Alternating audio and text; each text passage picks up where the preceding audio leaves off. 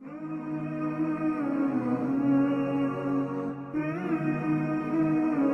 کریم نے ارشاد فرمایا، جو میں دیکھتا ہوں وہ تم نہیں دیکھتے، اور جو میں سنتا ہوں وہ تم نہیں سنتے۔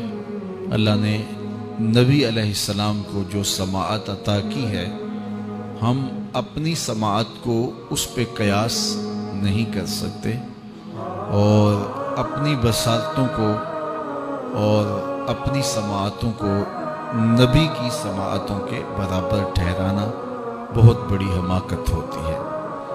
اللہ نے نبیوں کو فراواں شان عطا کی ہے اور وہ ان کا مقصود ہے۔ تو میرے حضور نے فرمایا، جو میں دیکھتا ہوں وہ تم نہیں دیکھتے، جو میں سنتا ہوں وہ تم نہیں سنتے۔ آگے فرمایا کہ اللہ کی قسم، جو میں جانتا ہوں وہ اگر تم جان لیتے تو تم بہت کم ہنستے، بہت زیادہ روتے، تم جنگلوں میں دوڑ جاتے اور تم اللہ تعالیٰ کی پناہ میں آنا چاہتے، یا اللہ ہمیں بچا لے، جنگلوں میں بھاگتے پھرتے، آنکھوں میں آنسوؤں کی لڑیاں ہوتی، چیختے ہوتے، روتے ہوتے، اگر جو میں جانتا ہوں اگر تم جان لیتے۔ قال ابو ذر، حضرت ابو ذر اس حدیث کو روایت کرنے کے بعد فرمایا، کاش کہ میں درخت ہوتا اور کاٹ دیا گیا ہوتا، میں درخت ہوتا جانور کھا گئے ہوتے۔ اللہ اکبر۔ مائے نی مینوں کانوں جمی تے درداں کیتی مار نکمی، کہ دے اگے کڈاں ابالے نوں کوئی آکھے زلفاں والے نوں۔ تو کہا کاش کہ میں درخت ہوتا اور کاٹ دیا ہوتا۔ حضرت عمر رضی اللہ تعالیٰ عنہ ایک کچی اینٹ اٹھاتے ہیں، پھر نیچے رکھ دیتے ہیں، پھر اٹھاتے ہیں، پھر رکھ دیتے ہیں، اور پھر کہتے ہیں کاش کہ میں یہ اینٹ ہوتا۔ حضرت سیدنا صدیق اکبر رضی اللہ تعالیٰ عنہ درخت کے نیچے بیٹھے تھے، ایک چڑیا ایک شاخ سے اڑ کے دوسری شاخ پہ جاتی، وہاں سے اڑ کے پھر دوسری شاخ پہ آتی، تو حضرت صدیق اکبر رو پڑے، کہا چڑیا کتنی موج میں ہے، جس شاخ پہ چاہے بیٹھتی ہے، اور قیامت کے دن تیرا حساب بھی نہیں ہوگا۔ کہا پھنسے تو ہم ہیں۔ رسول کریم صلی اللہ علیہ وآلہ وسلم سے لوگوں نے کہا، حضور آپ بوڑھے ہو گئے۔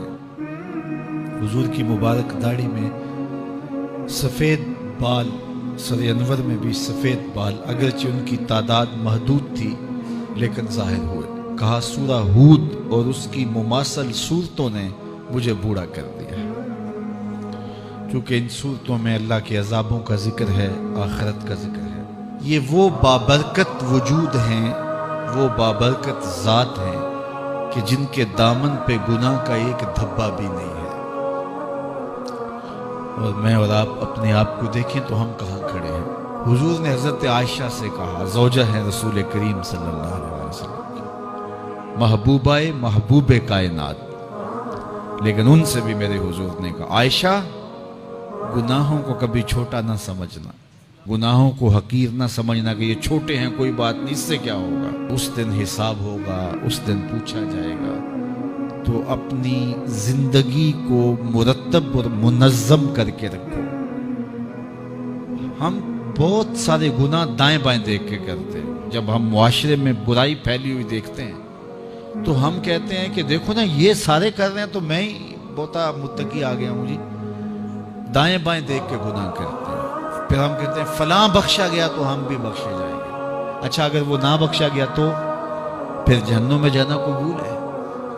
تو دائیں بائیں دیکھ کر دلیر ہو جاتے ہیں۔ حضرت عباس اور حضرت عمر رضی اللہ تعالیٰ عنہ کا آپس میں دوستانہ تھا۔ انہوں نے ایک دن بیٹھے بیٹھے عہد کیا کہ ہم میں سے جو شخص پہلے فوت ہو گیا وہ دوسرے کو خواب میں ملے اور قبر کے حالات بتائے۔ اچانک حضرت عمر کا وصال پہلے ہو گیا، سال کے بعد حضرت عمر خواب میں ملے۔